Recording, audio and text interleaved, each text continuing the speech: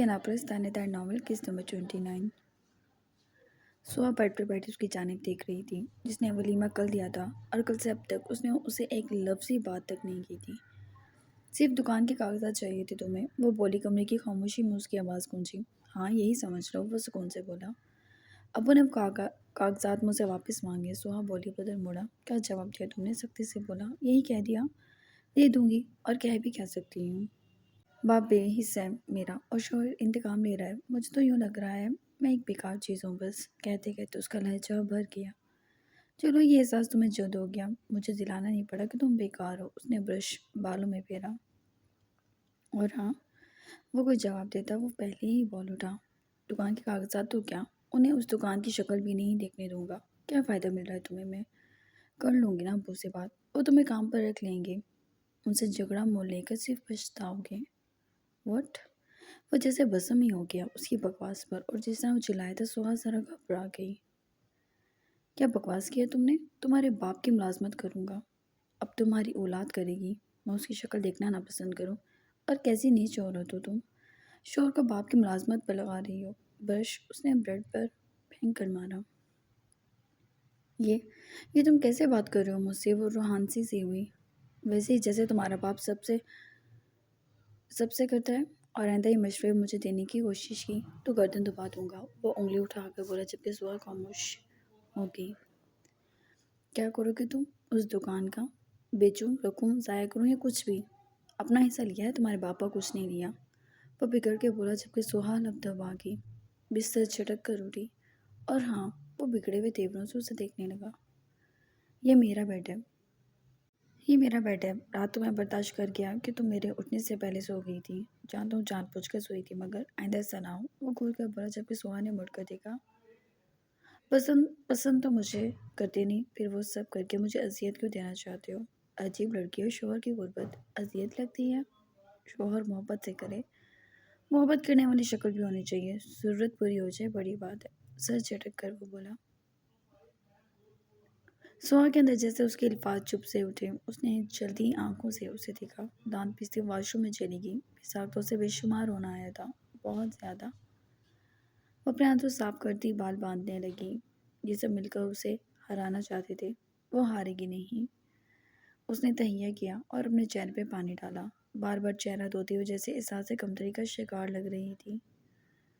क्या हो गया मुझे? अचानक रुककर उसने आईने में अपना चेहरा देखा। हाँ, वो उसकी तरह खूबसूरत नहीं थी, लेकिन उसके पास तो सब था। ये घर, ये सब कुछ था उसका और अरहम का।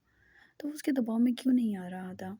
वो खुद को देखती सोचती चली गई। कुछ देर बाद वो वॉशरूम से निकली तो वो कमरे से जा चुका था। वो भी बाहर आ गई। अरे सोहा, सुनवा चची ने उसे रात वाले लिबास में देखा तो मुंह पर हाथ रख गई। उसके लिबास पर बड़ी शिकने, उलझे बाल बहुत कुछ बयान कर रहे थे, लेकिन ऐसा नहीं था जैसा सब सोच रहे थे और वो कर रही थी। जी फरमाइए, क्या कहना है? वो पाड़खाने को दौड़ी। नहीं, मैं तो वो घबरा गई। सब कुछ हो रहा है इस घर में।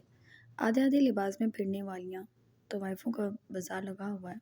अब मैं जैसे मर्जी फिरूं, आप कौन होते हैं रोकने वाली?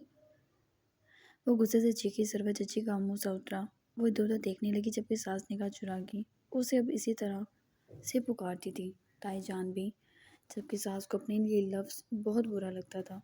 कल भी वो लिबास तौबा करके उतारा था। उम्र के रंग में रंग जाना इतना आसान नहीं था। सास ने नाश्ता बनाया और उमर का नाश्ता बनाकर वो बाहर जाती, लेकिन वो उसे बाहर जाता पहले ही दिख गया। वो अंदर चली गई। क्या हुलिया बनाया हुआ है, जिस आदमी से शादी किया, जब उसने सुबह शाम ताने मारने हैं और उसे मेरी शक्ल में दिलचस्पी नहीं है, तो मैंने तैयार होकर क्या करना है? उसकी आंखों में वाजिया सुर्खी थी। ताई जाने सर झटका। जाने दे, बस ये के ही शराबियों का ही काम होता है। अपने बीवियों के पल्लू से लगे रहते हैं सारे सारे दिन, वरना हमारे मर्द। वो बोली। सास ने उन दोनों के आगे कप रखा। अपनी शक्ल लेके दफा हो जाओ तुम। वो बढ़ सास ने उसकी जानिब देखा। वो वाकई वो सोहा नहीं लग रही थी। मुरझाया हुआ चेहरा और अंदाज में चिड़चिड़ापन, जैसे वो दुखी हो लेकिन अपने दुख को बयान नहीं कर पा रही हो। सास को अपने भाई पर गुस्सा सा आया। इंतकाम के लिए एक लड़की का चुनाव अच्छा नहीं था। वो उसके पास से हट गई। اور کچن میں آ کے دوبارہ کاموں میں لگ گئی۔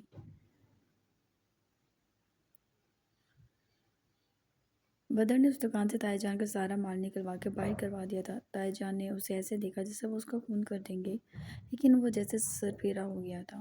اسے پرواہ نہیں تھی۔ اس نے بقیہ پیسوں سے جو عمر کے لیے تھے وہ اس دکان میں مال ڈالا۔ یہ مال بہت اڑا تھا، لیکن اس نے اپنے بل بوتے پر کچھ کرنے کی ٹھان لی تھی۔ اچھا کرتا یا برا، جو بھی کرتا وہ اس کا تھا۔ تائی جان نے تو پوری مارکیٹ میں اس کا مذاق اڑا دیا تھا، لیکن وہ اللہ توکل پر بیٹھا تھا۔ جبکہ تائی جان عمر جتنا ہو سکتا تھا اسے بے عزت کر رہے تھے۔ ان کے لہجے اور انداز جو جلن اور حسد تھی، اکثر لوگوں نے محسوس بھی کر لی۔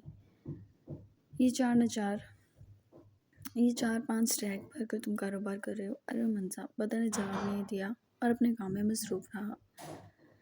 ارم نے گور کر اسے دیکھا۔ اس کے پاس اتنا بھی مال ڈالنے کے پیسے آئے کہاں سے؟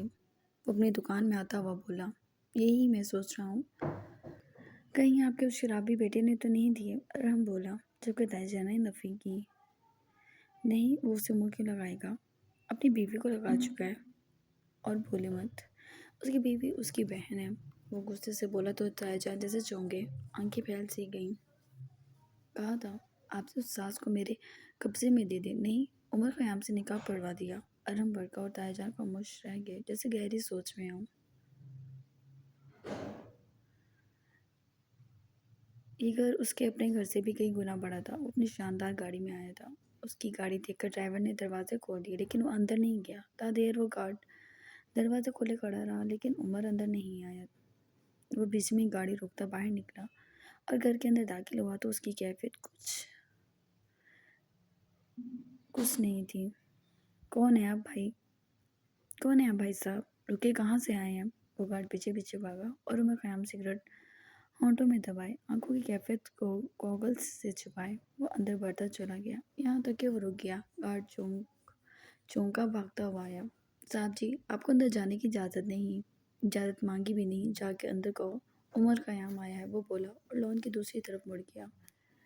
جبکہ وہ گارڈ اسے حیرانگی سے دیکھ کر اس کی شخصیت سے مرعوب ہو کر اندر گیا اور دادی جان سے کہا کہ وہ جی باہر کوئی عمر خیام آیا۔ وہ بولا، جبکہ دادی جان نے برا سا منہ بنایا۔ کون عمر خیام؟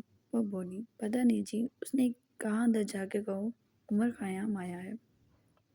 لو بولا، اب ہم کیا جانے کون ہے عمر خیام، کہو بعد میں آئے، وہ بولی، جبکہ اچانک کچن سے ایزا اپنی اور دادی جان کی چائے لے کر آ گئی تھی۔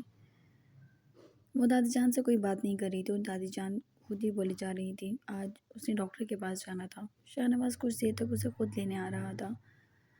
اس کا دل جیسے کسی مٹھی میں جکڑا ہوا تھا، لیکن وہ بے حس ہو جانا چاہتی تھی، اتنی بے حس کہ اس کا واقعی ایک وجود باقی رہ جائے۔ جذبات بچے ہی نہ، وہ قاتل ہی تھا۔ اس نے فہیم کو مار دیا، اپنے بچے کا قتل کر رہا تھا، اور وہ کیا کر سکتی تھی؟ پیغام تو ایسے بھیجا ہے کہ پرائم منسٹر ہو۔ ایزا نے توجہ نہیں دی۔ تو جی کہہ دوں، شاہ صاحب آئیں گے تو آنا۔ لو بولا، یہ سوچنے والی بات ہے، میں نہیں جانتی تو میرا شاہ عمر خیام کو کیوں جانے گا؟ ایزا کے ہاتھ سے ایک دم کپ چھوٹا اور چمکدار فرش پر چائے چاروں سمت پھیل گئی۔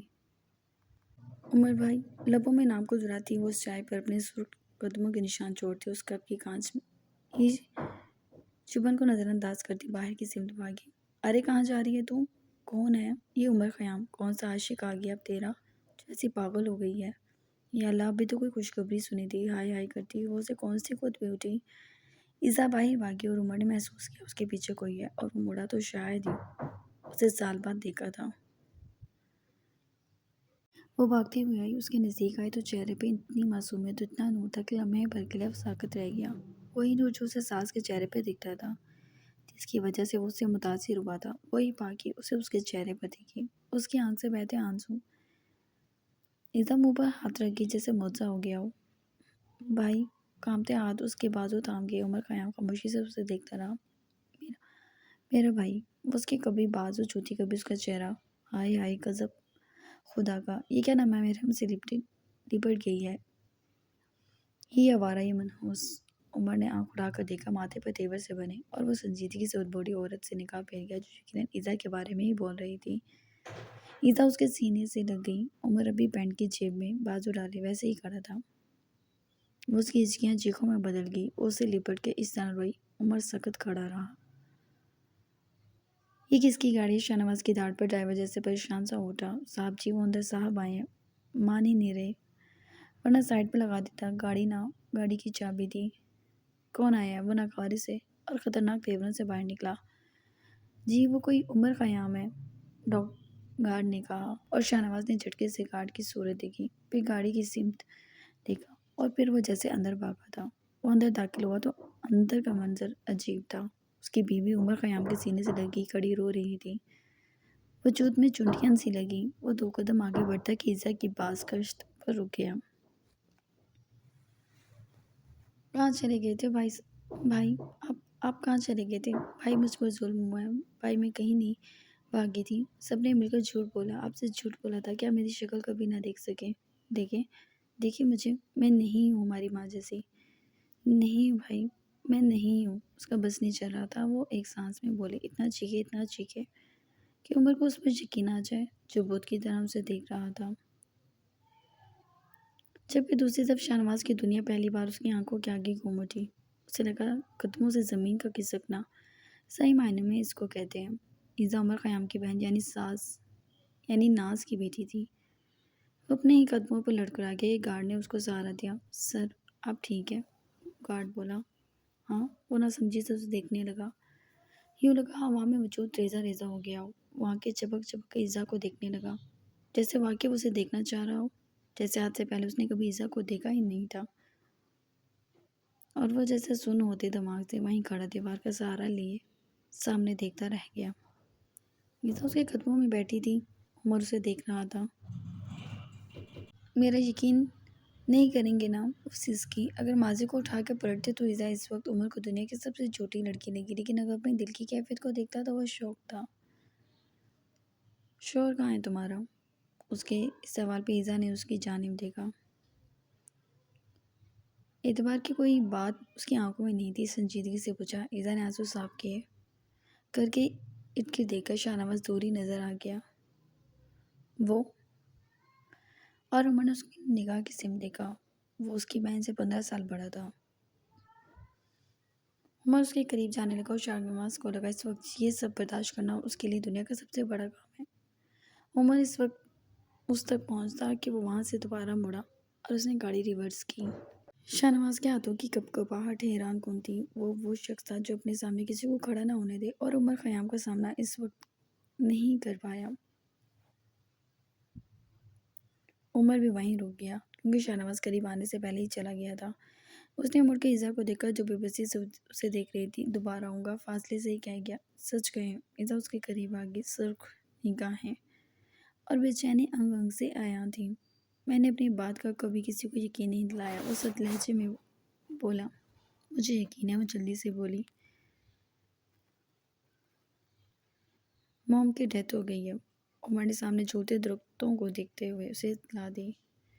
ایزا اپنے پاؤں میں لگے زخم کو دیکھنے لگی۔ اچھا ہوا، اس نے اتنا ہی کہا، زندگی میں کبھی ان کی شکل نہیں دیکھی میں نے۔ اچھا ہوا مر گئی، کیونکہ اگر دیکھ لیتی تو شرمندگی ہوتی کہ میں ان کی اولاد ہوں۔ عمر نے اس کی جانب ناگواری سے دیکھا، جیسے اپنا غصہ اتار رہا ہو۔ بات سنو میری ماں ہے وہ میری، تمیز سے انگلی اٹھا کے وہ بھڑکتے لہجے میں بول گیا، جبکہ ایزا نے حیرانگی سے اس کا غصہ کرنا دیکھا۔ لیکن ہم اپنی ماں کو نہیں پسند کرتے، ان کی وجہ سے ہم نہیں، صرف میں۔ تم نے جب دیکھا نہیں انہیں تو اپنے چھوٹے سے دماغ کو زیادہ چلانے کی ضرورت نہیں ہے۔ وہ جھٹک گیا۔ جی ٹھیک ہے، ایزا سر جھکا گئی۔ یہ جی ٹھیک ہے کیا ہوتا ہے؟ انسان کی آنکھ میں آنکھ ڈال کے بات کرنی چاہیے، بھلے وہ بھائی ہو، شوہر ہو یا یہ بوڑھی۔ اس نے دادی جان کو دیکھا۔ بھائی، ایزا ایک دم پریشان سی ہوئی۔ یہ بھی کیا بکواس کر رہی تھی؟ وہ عجیب ہی تھا، اعتبار اب بھی اس پر کیا نہیں تھا اور حمایت میں لڑنے الگ کھڑا ہو گیا تھا۔ بھائی، ایزا نے اسے روکنا چاہا، جو کہ دادی جان کی سمت بڑھ رہا تھا۔ ہاں تو کیا بکواس کر رہی تھی؟ ابھی تو بھائی دادی جان ہے۔ ایزا نے اس کا بازو پکڑا۔ تو ہے کون؟ دادی جان کی تو زبانیں لڑکھڑا گئی۔ دیکھ، قبر میں پاؤں لٹک رہے ہیں، زبان بند رکھا کر، وہ گھور کے بولا اور ایزا کو دیکھا جس کے چہرے کے رنگ فک ہو رہے تھے۔ دادی جان بھی یہی دیکھ رہی تھی، لیکن چہرے پہ واضح خوف تھا، لیکن وہ ان پر چڑھ جو گیا تھا۔ کیونکہ وہ ان پر چڑھ چکا تھا۔ میں ویشا آ جائے اس کو اور تجھے سیدھا کراتی ہوں میں۔ چل ٹھیک ہے، بلا لے جس کو بلانا ہے۔ کون شاہ ہے بھائی؟ وہ بیٹھ گیا۔ بھائی؟ کیا بھائی بھائی؟ اگر تو تم پر لگے الزام جھوٹے ہوئے تو سب کی جان اپنے ہاتھوں سے لوں گا، اور اگر سچے ہوئے تو تمہیں جنم نصیب بھی خود کروں گا، دوبارہ آؤں گا۔ وہ گھور کر کہتا۔ باہر نکلنے لگا۔ ایزا اس کے پیچھے بھاگی۔ اگر کسی مرتے کو آخری امید دلائی جائے کہ وہ نہیں مرے گا تو اس کے جذبات جیسے ہوں گے ویسے ہی ایزا کے تھے۔ عمر بھائی، وہ پکار اٹھائی۔ وہ پکار اٹھی۔ وہ مڑا، سنجیدگی سے اسے دیکھا۔ ایزا پھر سے اپنی آنکھوں سے آنسو نکلتے نہ روک سکی۔ عمر کچھ دیر اسے دیکھتا رہا اور پھر مڑ کر نکل گیا۔ ساس کے علاوہ یہ دوسرا شخص تھا جس کے آنسو برداشت سے باہر تھے، لیکن یہاں سے نکلتے آج ایک بات تو طے تھی، کہانی واقعی وہ نہیں تھی جو دکھائی جا رہی تھی۔ وہ پرسوچ سا ڈرائیو کرنے لگا۔